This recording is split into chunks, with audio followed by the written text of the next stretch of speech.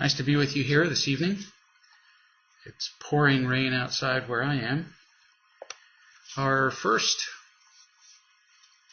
question is about kids.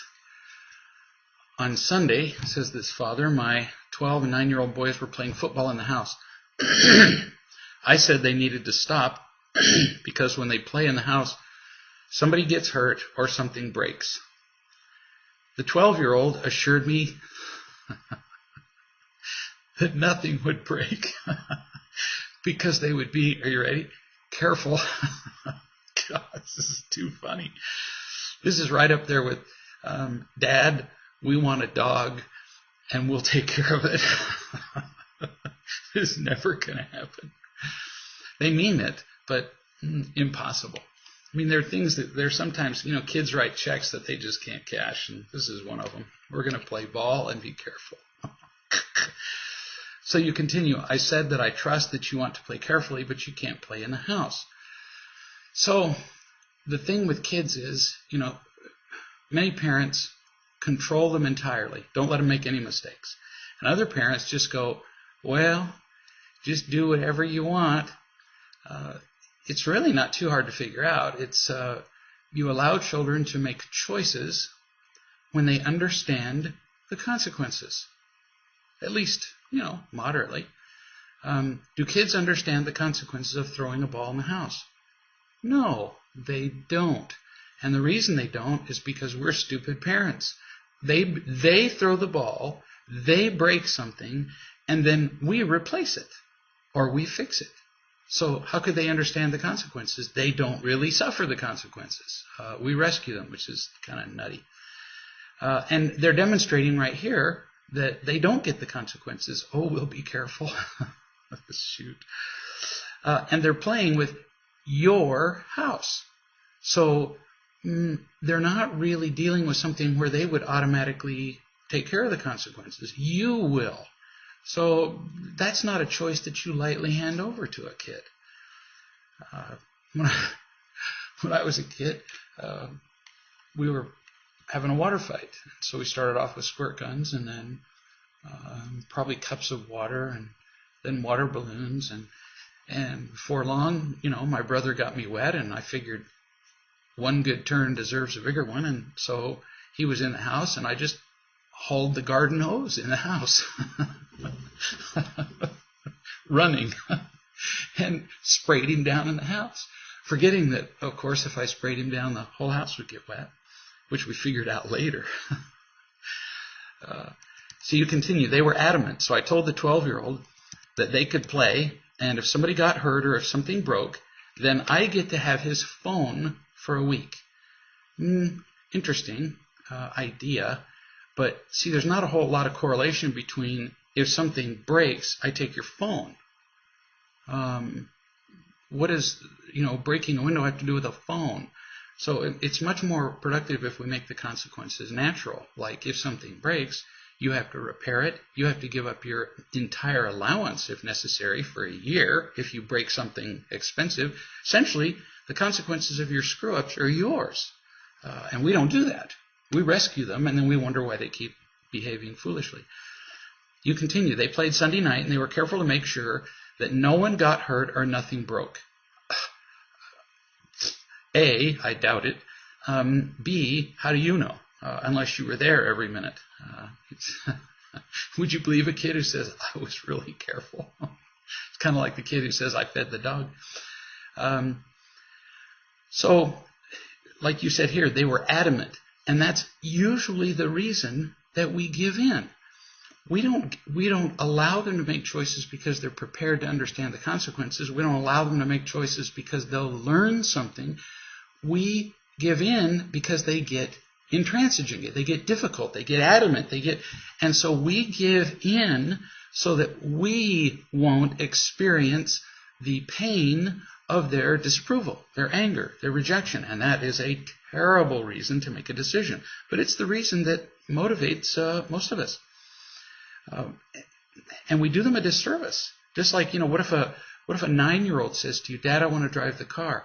I'll really be careful. Well, but you can't drive a car because you're 9. Oh, and then the kid cries and gets adamant. Do we give in? No, because it's pretty clear. Actually, we probably would if it weren't against the law. But we need to teach them in pretty much everything they do that they have to be prepared for these decisions. So the alternative, as opposed to just making a yes or no decision, is to talk to the kid until the kid understands it. If you just issue edicts, yes, you may, no, you may not, then all the kid learns is you're the boss of him. That's not a useful life lesson.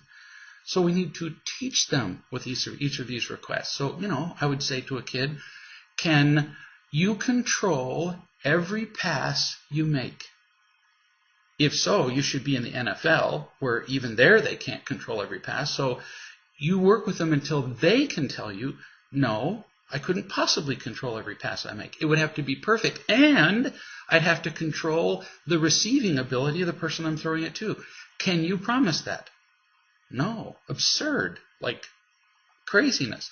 So if you can't promise that you'd control every pass, which is ludicrous, then eventually you will break something. Not might break something, will break something. So does it make sense for me to give you the ability to play a game in the house where something of mine will be broken? That didn't make very much sense to me. So you help them with that. And you give them alternatives. You say we can't play ball in the living room, but maybe you could play ball in the unfinished basement. Maybe you could play ball outside. You can give them creative things to do other than play ball in the house. In our house, for example, we had at one point 6 teenagers in the house at one time, and rather than tell them no all the time, we took a big unfinished room in the basement, and instead of putting drywall on the sides, we covered the entire basement, the walls, the ceiling, everything, with 3/4-inch plywood. For those of you who don't know what that is, it's pretty much indestructible unless a train hits it. And I said, there, the room's yours. Do whatever you want. Because there's no way they could hurt it. And so in that room, they threw knives, threw hatchets, shot 9mm guns. Give them something that they really can do, as opposed to just always telling them no, no, no, or telling them yes when it's really kind of not a smart thing to do. You continue. On Wednesday, my wife noticed that something of hers was broken in the family room and asked, real surprise, and asked the 12-year-old about it. He said, I don't know anything about it. Another non-surprise. Remember, you've set this up. You've allowed them to do something where they will break something. You already told them that you're not going to be happy if they do it. So they're going to break it, and then they're going to lie about it, which is what he's doing here. And what the truth was that it was broken and placed back on the shelf to not look broke. It was one of those little ceramic figurines. Well, kids aren't stupid. You can take them and you can put them just right together and you can set them there and nobody will notice unless they move it. How do I know this? Because I've done it. And so he was essentially trained to lie. He knows that if he tells you the truth about how he screwed up after promising to be careful, you won't be happy, and so, he lies. You continue. Last night I asked the 9-year-old if he knew anything about something of Mom's breaking. You were very clever that you asked the younger kid, because they usually give in first. And they're only too happy to squeal on their older brother, of course. So we told the story about how, they were playing football with some neighbor friends in the house and broke this, figurine. The 12-year-old put it back on the shelf so it wouldn't look broke. And he said that he wanted to tell Mom Tuesday night when it happened. This is the 12-year-old. But he was asleep when we got home and forgot to say something on Wednesday. Oh, okay. So now I'm like falling on the floor laughing. He forgot to tell you. Let's see. If you had said, if you get your homework done by 9 o'clock, then tomorrow I'll give you $1,000 and I'll let you drive the car for a week. You think he would have forgotten to tell you that he completed his homework on time? 0% chance. So, and we have to have these conversations with kids, because when they say, I forgot, They mean it. They really mean that.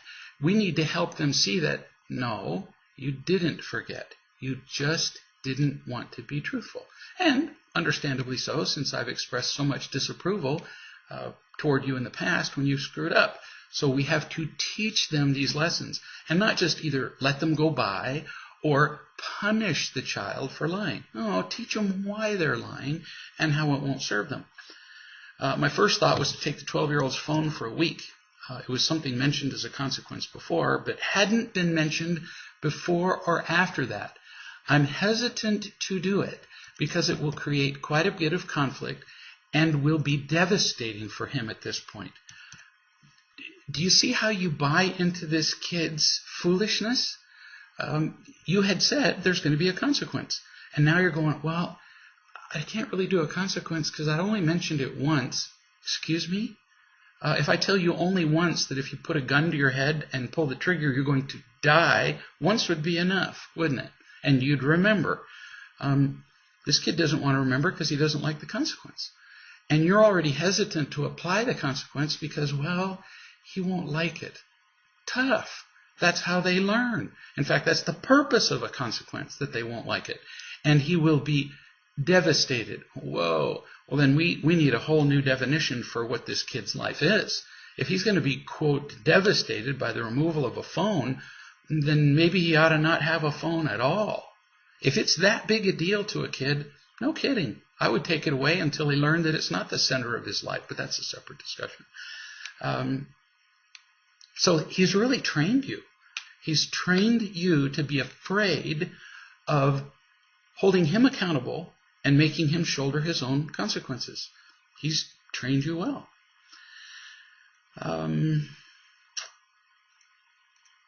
So when you do talk to him about it, you say, well, we'd already settled on the consequence. That's done. And that will help you remember the next time. And you just do it very light, just like I'm doing here. No, we talked about this. I knew that you wouldn't be able to handle playing ball, but you decided you wanted to anyway, and I told you there'd be a price to be paid. So that's the end of that discussion. Well, but Dad, what? And you go, was there any part of that's the end that was confusing to you? Because if you then continue to supply him reasons, then he knows that you're weakening and gets the idea that more whining and crying and being devastated will get him what he wants. And apparently it has. So it's not about being mean. It's just steady consequence. If I jump off a cliff, I can't half the way down go, oh, you mean we're going to apply gravity this time? No, it's always there, and I knew that before I jumped off, and halfway down I don't get to, appeal to the court for a reversal of the law. No, I'm going to hit the bottom and, be crippled or die, and we need to teach our children that's what consequences are. You make a stupid decision, then you get the consequences of your stupidity. I don't impose them on you, I'm just going to allow you to experience them, whereas in the past I have foolishly rescued you, which is not a good idea. Here's somebody who says, Greg, can you address the issue of giving and expecting Christmas gifts in a family, specifically concerning children? What I mean is, it seems that my Christmas giving has really been about trying to buy the love of my children. Wow. How cool of you to figure that out. And especially in light of the fact that the entire world uses Christmas to buy people. Mostly to buy the avoidance of disapproval. That's the biggest thing. Sure, we want people to be grateful and so on, but, you give Christmas gifts and the approval lasts about this long. Oh, thanks. Thanks for this really nice plaid tie. And then it's over. What we're really most afraid of is what happens when people don't like what we give them or don't give them anything at all. So Christmas is about mostly safety, and we've learned to do that. And with children, we've learned to buy their affection. Well, the whole world does that. In the absence of real love, we will use imitation love, and we'll learn to trade it as well as we possibly can. And you've recognized that you tend to do that with your kids.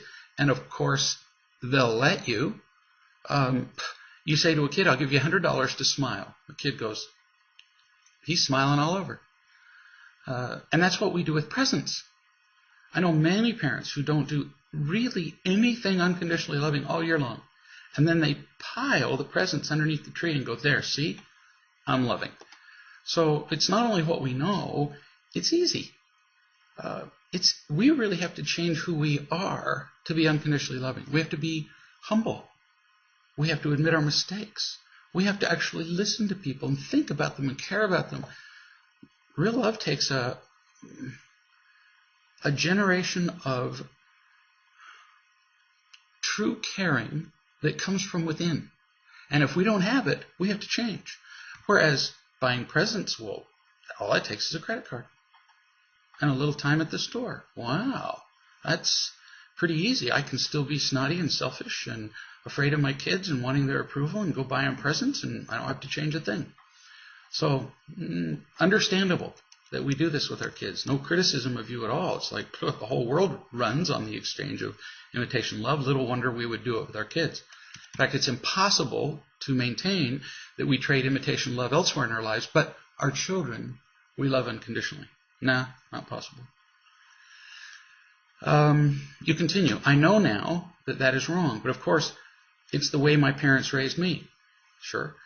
And the way for the past years, that my children have been taught by me.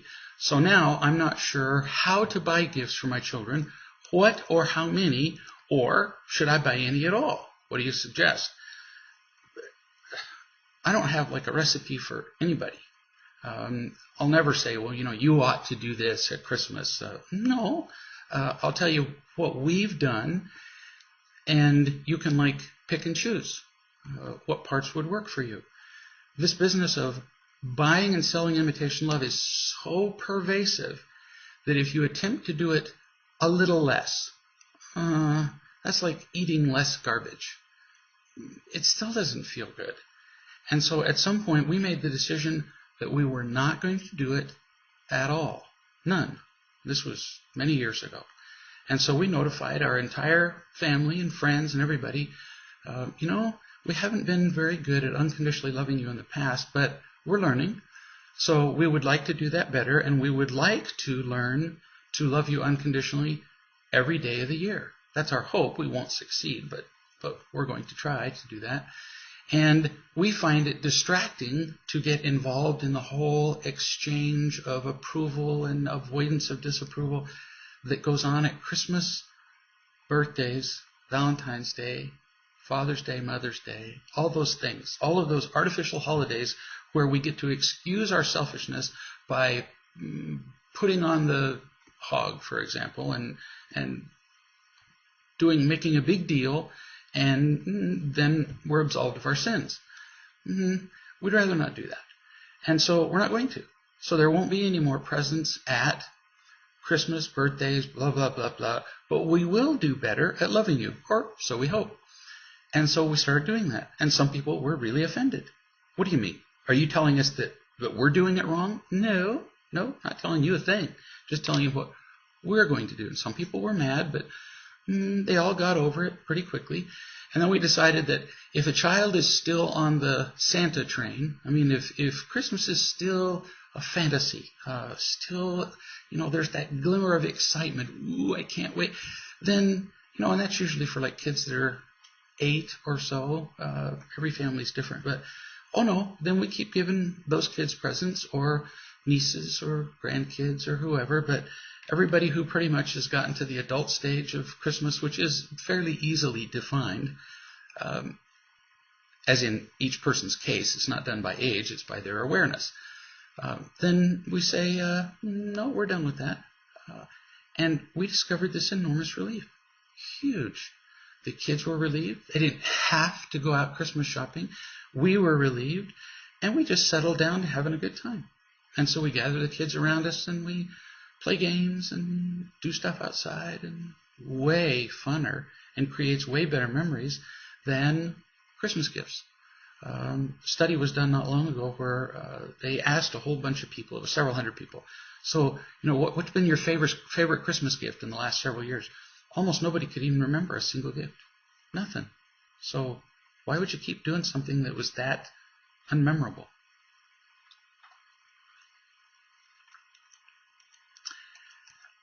My husband and his mother had a rather large argument on Thanksgiving. And I've been trying to be supportive and loving with him, but I find that I'm allowing his slump to affect me. He seems to be focusing on everything that he finds depressing or irritating. When you keep having repeated arguments with your parents, when you've never felt unconditionally loved by them, and then you have an argument with them, it's like it brings up almost every past wound. So, yeah, I'll bet it did throw him into a slump and make him focus on what was depressing and irritating, because it brings all that, back to his mind, at least back to his feelings.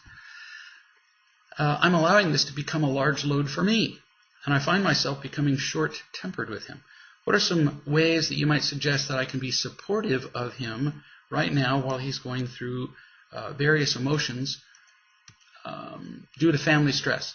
One thing not to do is to, because we mean well, but is to say to our partners, this is just foolish. You're being mad because of an argument that you had with your mother and now taking it out on me. People don't take that kind of criticism very well. But you can ask him questions. You could say, for example, I've noticed that since you had that argument with your mother, you just doesn't look like you're happy. Now notice, you're not making it about you. Whereas if you say, you're just not treating me the same, you're dead. You just will not finish that conversation, because he's going to take it as an attack, a criticism, and you are selfishly motivated. There's something you want. Whereas if you say, you just haven't seemed very happy. Well, that's kind of a no-brainer, because he hasn't been. And since there's no accusation, he'll play along, almost invariably. No, I really haven't been. That witch, and he launches into his mother. And you go, yes, you're right. She really can be a witch. And so, my question is,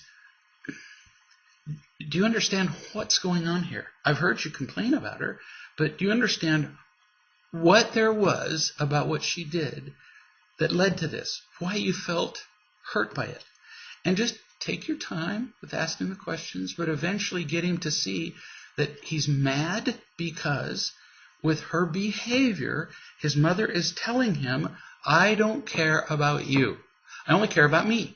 I only care about getting my way. I only care about being right. I only want you to listen to me. I'll never be wrong. See? That's what he needs help seeing. This isn't about the witch's behavior as though it were somehow a separate event, this argument. No, it's a continuation of a lifetime of her telling him in thousands of ways, I don't care about you. Just seeing that will help him a ton. Just seeing it. Then you don't need to tell him to do anything. But you can keep asking him questions. So how long has your mother been like this? Well, if he has any sense at all, he'll say, my whole life. Probably her whole life too, but he doesn't know about that prior to his coming into the world. So my whole life she's been like that. And so what you're fussing about is that suddenly you expected her in that argument to become a different human being and care about you. Yeah, I guess I am.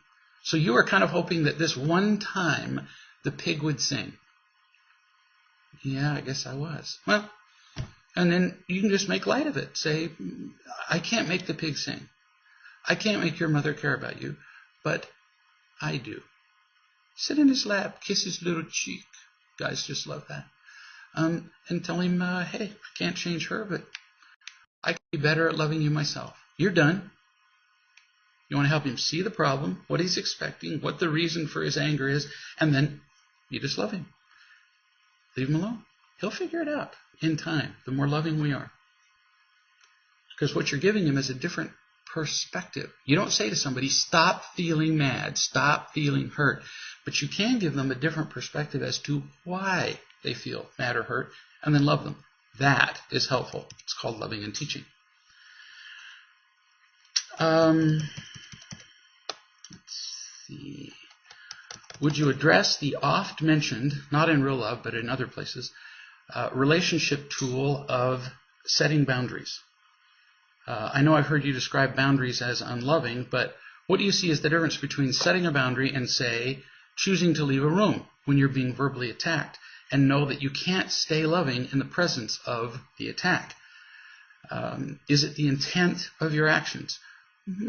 Almost all. It's the intent. Yes. It's all about how you feel. When I set a boundary with you, I'm feeling afraid. I'm making it about you. I'm going to set a boundary with you. So I'm blaming you. I'm feeling afraid. And I'm feeling defensive. So all three of those lead to me feeling more alone. Because I'm blaming, defensive, afraid, alone, miserable. But we can still choose not to be in a situation and not have those attitudes. So, like the example just one or two before this, I can't remember now, of the man who argues with his mother. If he knows ahead of time that he can't argue with his mother and be happy, and he knows that she's going to be right and be nasty, then he can make a decision beforehand, or he can make a decision at the time. If my mother argues and with me, and I start to feel empty, it's not going to go well after that, because I'm going to get angry in return. I'm going to defend myself. I'm going to get selfish. I'm going to be miserable. So because I'm not capable of being loving enough, I'm going to choose to go for a walk.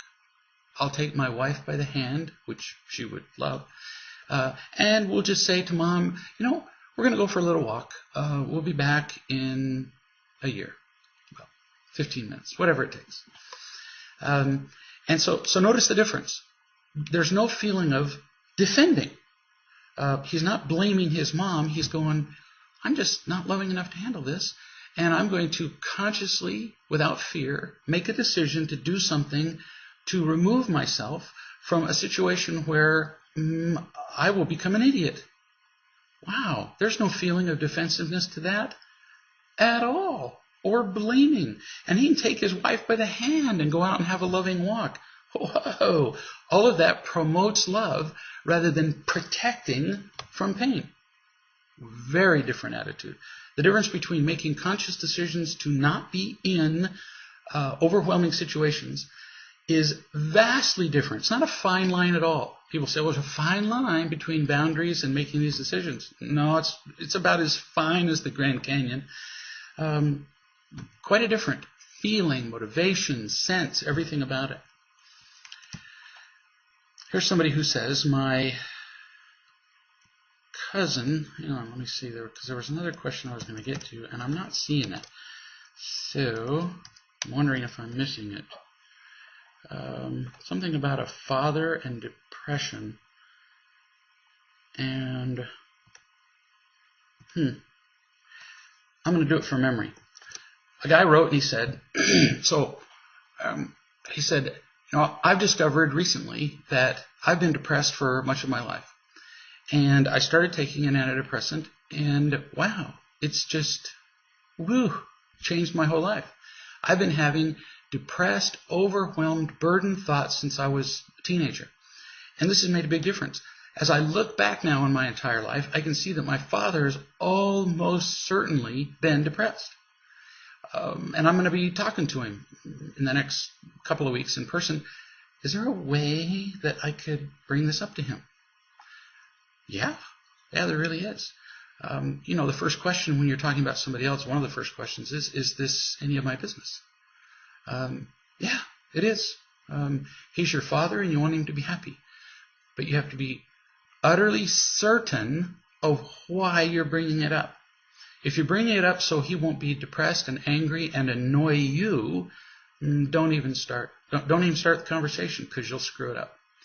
If your intent is to help him be happy, heck yeah. I mean, if you don't bring it up, who else do you think's going to do it? His friends? No, they're his friends because they don't bring up stuff like this. His wife, if she hasn't brought it up after 50 years, probably not going to happen today. His physician? No way. Because, you walk into the doctor's office and you sit down, the doctor says, how you doing? And what does almost every person with depression do? Lie. Because they've learned that nobody really wants to hear how they are, so they say, I'm fine. So how's his physician going to do it? If you're aware of his behavior and know a solution, you're pretty much it, bub. So then I would just say to him, I've learned something really important in the last blank months. All my life, or as long as I can remember, since I was a teenager, whenever it started, I've just had these feelings of, defensiveness, emptiness, grouchiness. I call them moods, where I'm unpleasant to people, where I react without even the first thought and just bite people's heads off, where I'm just not enjoying life. In fact, go to some search engine, Google or whatever, and look up depression symptoms. Describe some of those symptoms that have applied to you, and then say, and I've tried, and I've tried to work harder, and I've tried to do all the right things, and I was still miserable. So a friend of mine suggested that I go in and entertain the diagnosis of depression with my physician and possibly get treated. I did. And it's been huge. I've been so much happier. And, this is none of my business, but I've noticed many of those same symptoms in you. I wonder, now I'm not trying to get you to do anything. I just know I've been happier since I've finally gotten what's just a neurochemical imbalance in my brain treated. And I just wondered if any of those symptoms sound familiar to you. And then if he goes, well, I don't want to know, and he fights you, drop it. You're not going to convince him against his will.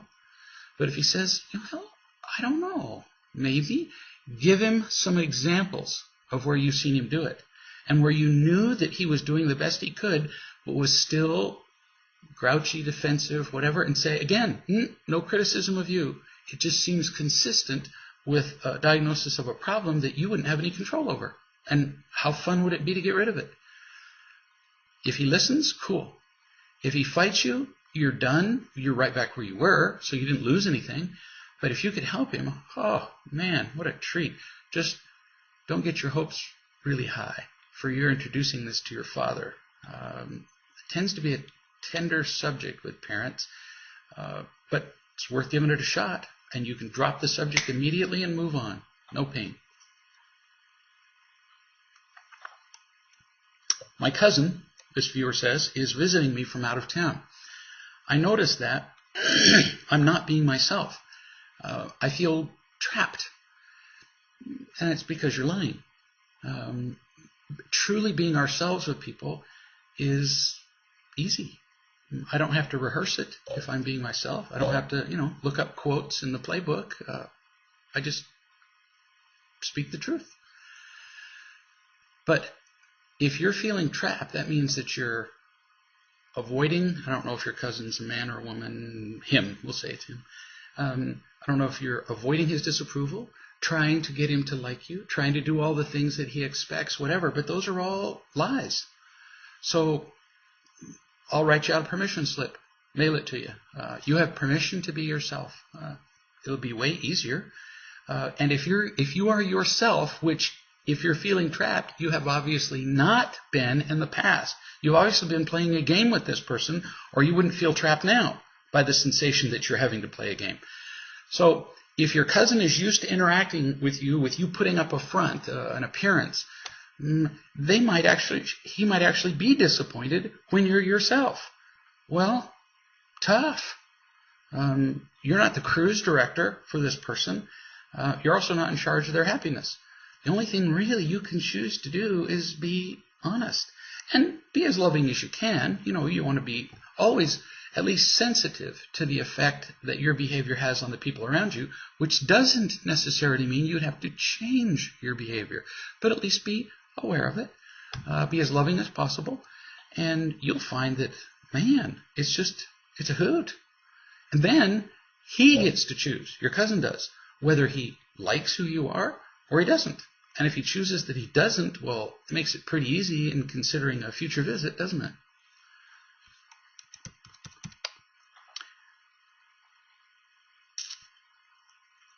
I grew up with a very critical father. Nothing I ever did was good enough, which naturally made me believe I wasn't good enough. I've grown out of needing his approval and forgiven him for his parenting mistakes. I know he did the best with what he knew. Now I find myself perpetuating this parenting style with my own children, and I hate it. I see the repercussions of my criticism in their behavior and self-esteem. Seems like I'm always mad and fussing at my kids. Even though I know it's harmful, I automatically default to it like a bad habit, and I don't know how to stop it.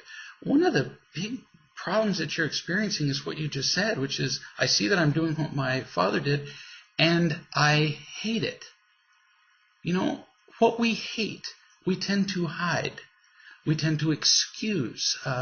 We tend to not be open about. If you'd stop hating it and just identify it, just be truthful about it. Just call up and talk to people and tell them, boy, I'm doing it again. I was hateful and mean and ugly with my kids, and I've just never known any differently. It's good that you identified that what your father did with you was wrong, but that's not even nearly enough. That'd be like me trying to teach you to play a complicated piece on the piano, and every time you put your hands down, say, no, that's not it either. No, that's wrong. No, still wrong. What are the odds you'd ever learn to play the piece correctly if I just tell you it's wrong? 0, pretty much. And you'd want to kill me before very long. So you identify that what you don't want to do, but that's not even close to enough. I did that many times. Said, I'm not gonna do what my whoever did told me, my father.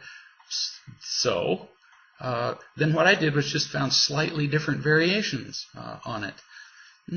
We do tend to naturally do not what's right. We tend to do what we've learned. So I got to quit hating it. Just call people up and say, here's what I did with my kid. Pretty much just like the man who wrote to me about his 9-year-old throwing the ball in the house. Instead of hating it, he just said, so here's what I did. What do you think? And I'm going, understandable that you would do that. You were trained to do it, but whoa, maximally unproductive. So I love you as you are while you're doing this foolishly with your kids. And that may be enough to just stop there. But people tend to need like a little direction if they've never seen it done right. So then you might try this with your kid or that with your kid. And that's what you'll experience as you talk to more and more people who are doing parenting in real love. First, they accept you. You feel accepted, so you don't feel ashamed. You can talk more openly, and they'll give you suggestions as to new ways. How would you know unless somebody taught you? And that's how you get there, is by being truthful and letting people who've been doing it longer give you some ideas.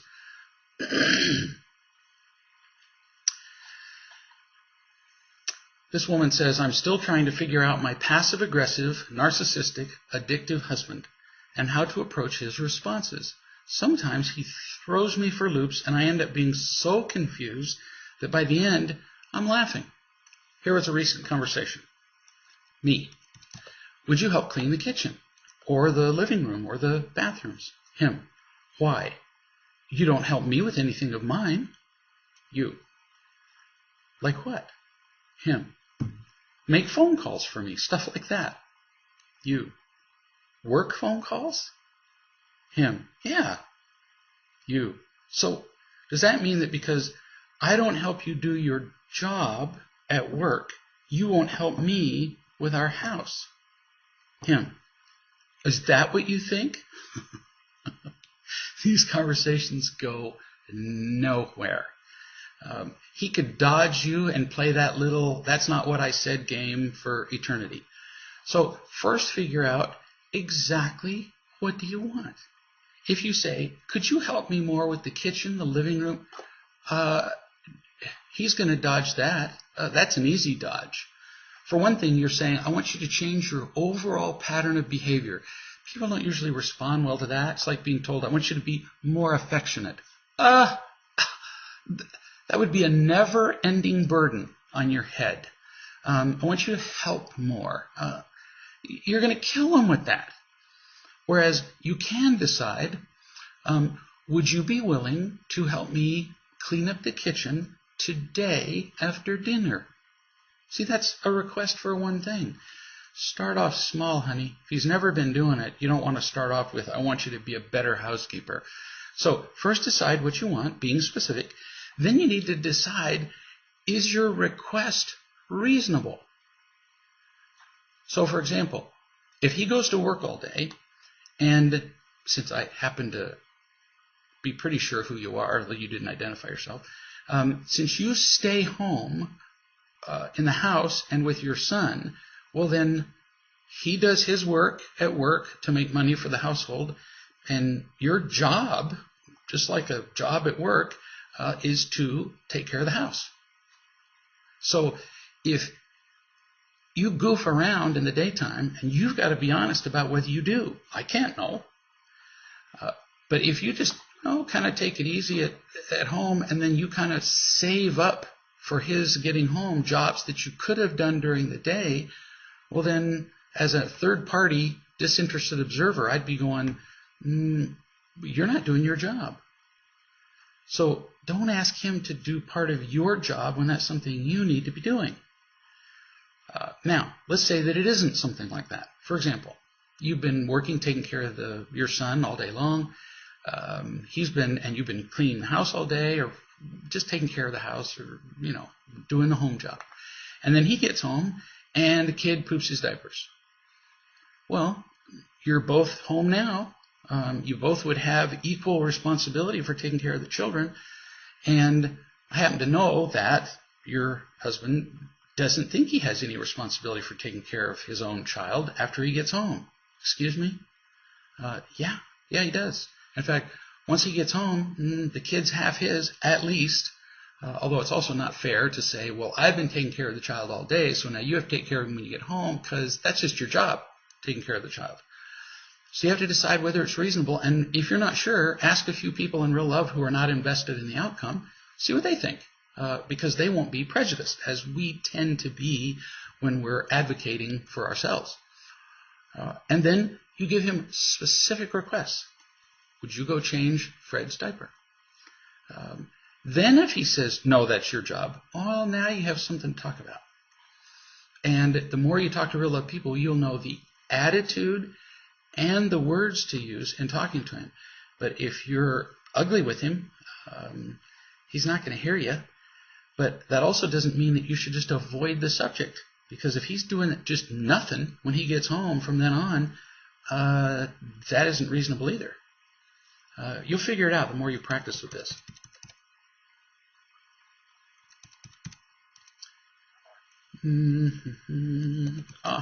Here's that question I couldn't find earlier.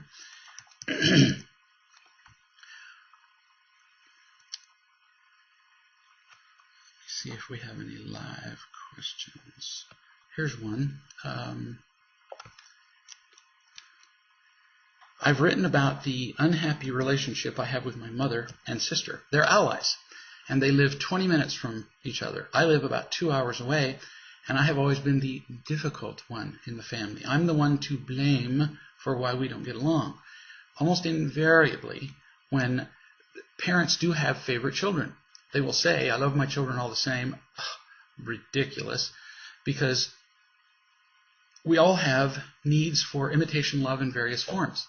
And when one child is, I hate to use the word smart because it's not necessarily smart, but practical enough to figure out what the parent needs. Like, we all have needs for example, different combinations of praise, power, pleasure, safety, in different amounts.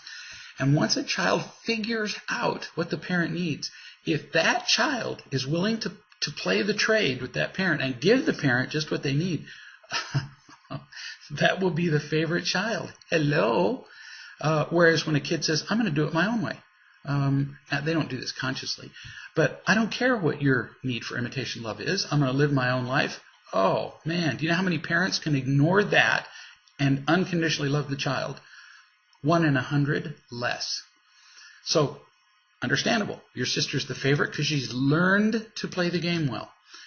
So when my sister decided not to talk to me anymore a year ago because I'm not living up to her standards, I figured, okay, She doesn't like my choices, so what?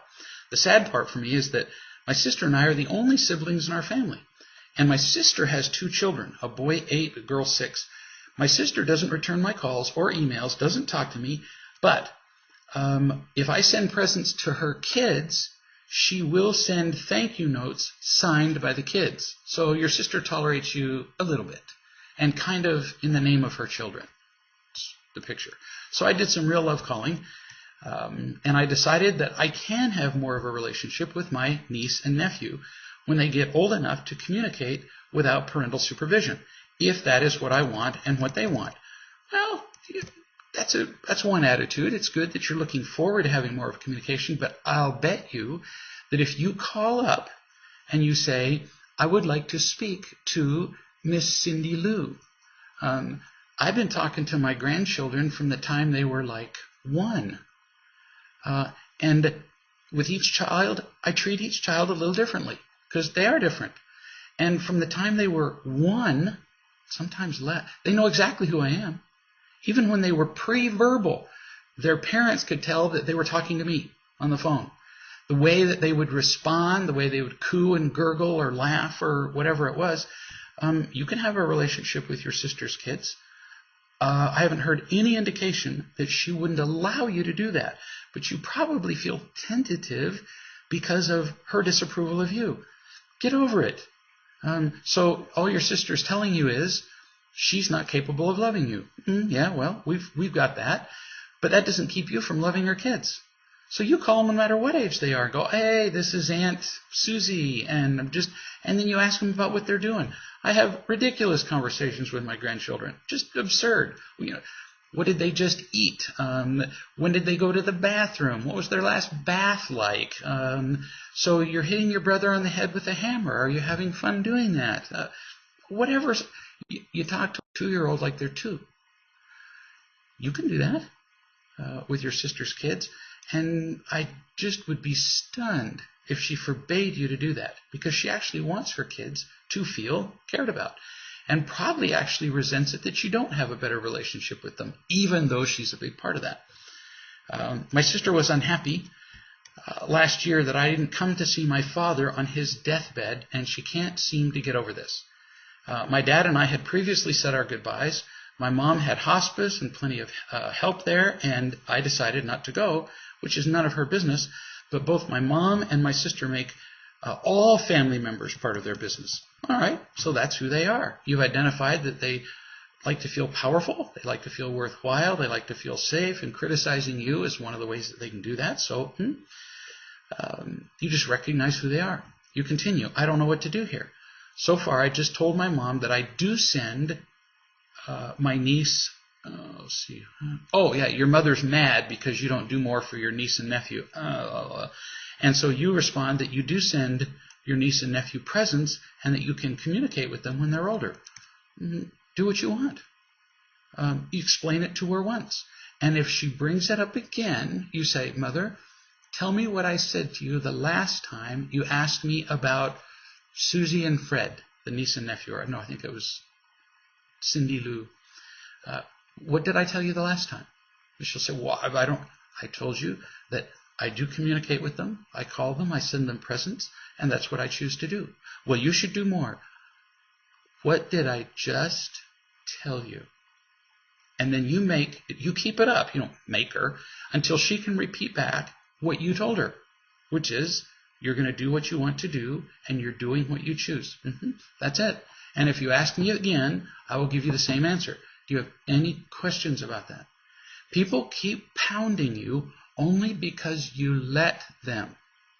So you must be showing some, like when your mother criticizes, you must be showing some remorse, some pain, like, and if you show pain and remorse when she criticizes you, guess what? That's what she lives for, is that kind of power. So she'll do it again. So you just don't react to her. Tell her what you're going to do.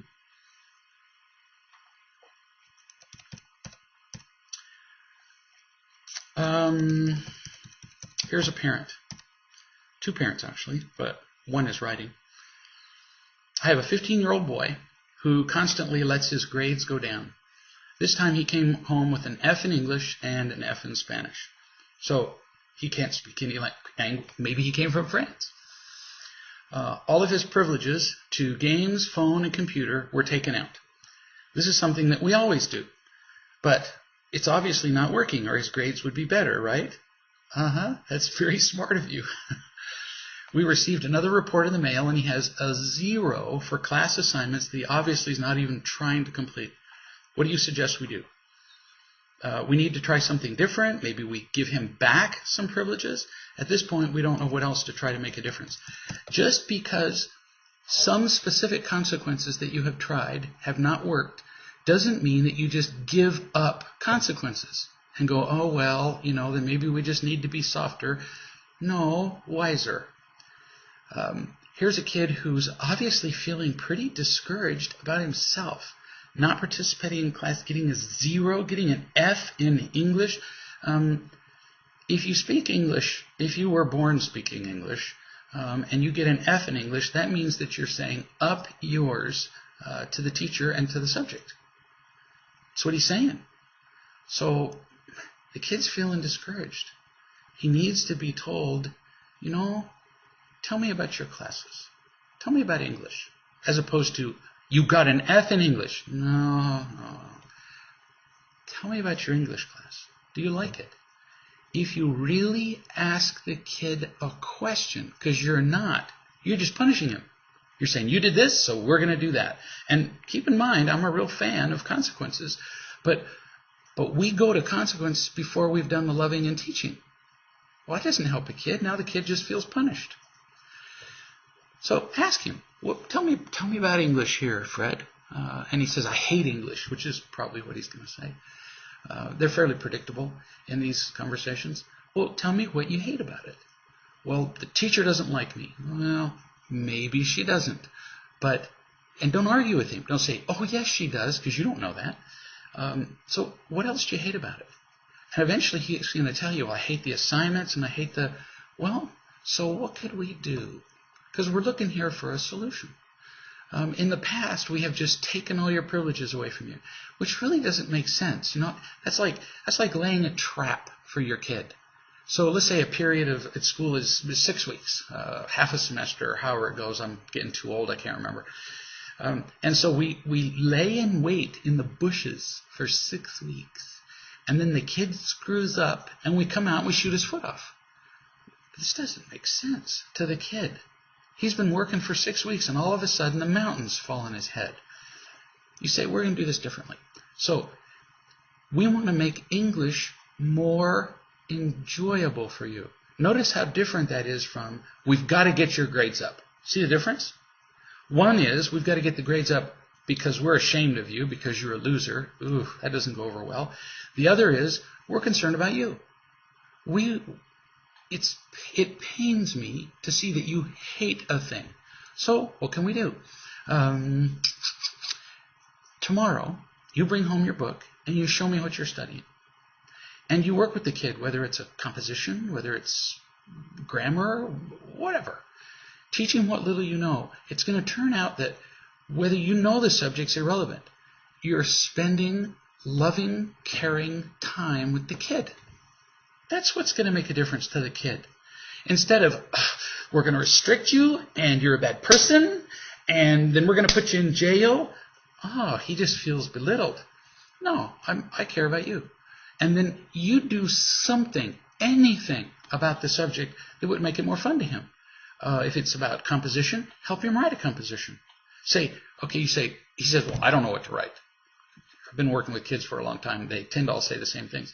And you say, all right, you write the first 6 words of the composition, and I'll give you the next 6 words. There are actually games that go like that. And so he writes 6 words, and then you give him 6 utterly absurd words that follow it, and say, now, does that make sense to you? Of course, he'll be laughing now. You're on his side. You're his friend. And he says, well, that's ridiculous. And you say, okay, give me 6 better words. In no time at all, the kid's written a paragraph. You may help him with a sentence or 2, but don't do the work for him. And as you help him and as he feels cared about by you, While you're doing English with him, let me think. What subject do you think he's going to suddenly enjoy more? English, the one where you love him. This isn't hard. So almost invariably, people end up choosing a career, a hobby, or whatever because they did it with somebody who paid special attention to them. No kidding. To this day, I love to read history. Now, I might have enjoyed it anyway, but it all stemmed from high school when I had a teacher who just poured the attention on us, particularly on me, while I was studying history, and I'm going, this is a great subject. No, I felt great while I was studying it with him. See? And that's what your kid needs from you. Then you tell him, now, just so that we don't get behind in this class, because being behind sucks. Once we get behind, you just feel like, you just feel bad about yourself.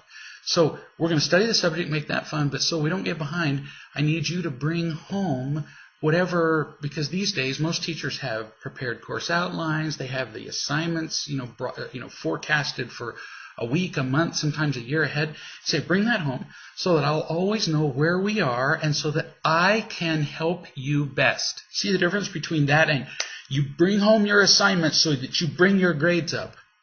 Who's going to be motivated by that? That's like telling somebody, if you'll improve your performance, I'll beat you less. Wow, thanks. I'm feeling touched already. Your kid needs that kind of love and attention from you. This is what I mean by loving and teaching. Then you can gradually impose consequences that are constant, that are all the time. You don't wait till the end of a 6-week period and then smack him in the head. You say, in our house, the rule is really simple. You work before you play. Every day, not eventually. So we can never have to take their privileges away for a month. It's just a month, by the way, seems like a lifetime for a kid. We would just say, you can't play till your work's done. Simple. And so they would say, well, my friends are over, and you can go with them when your work's done. They have the TV on, and you come in and you say, so you don't say, is your schoolwork done? That's like saying to the kid who broke the little piece of ceramic, did anybody break anything? No. So instead, you come in and you say, so let me see the schoolwork that you've done today. Won't take that long, but once we're done with that, then you get to do whatever you want. So you make the kid understand the principle that when he's done his work, he gets to do whatever he wants to do, pretty much. And so you tell him, you'd have to be some kind of dumb not to pick up this wild card. I'm essentially handing you permission to do anything. And all you have to do to earn it is just do your work. He's not earning your love, but he is earning the right to play. And if you impose that kind of steady consequence every day, he doesn't feel beaten up. He realizes he's just paying the natural consequences for his choice. He chooses to play before the work's done. This isn't going to go well. Now you have to miss some privilege, not only for today, but for tomorrow, maybe. See, an extra day, as opposed to we're going to ground you till you're 30. That's what it feels like to them when we make something for a month. So there's just so many things we could do better in loving people, and especially our children, and teaching them as we go, and making it a process where they feel cared about. People feel cared about, they'll follow you anywhere. So that's the first trick, isn't it? Learning to be loving ourselves. So delighted at these questions, which have, as usual, been stellar. And we'll meet again in a week and deal with the questions that you send. Please send in some more to greg@reallove.com, and we'll deal with those a week from today. Between now and then, remember that when we want to be happy, it's always about real love. See you in a week.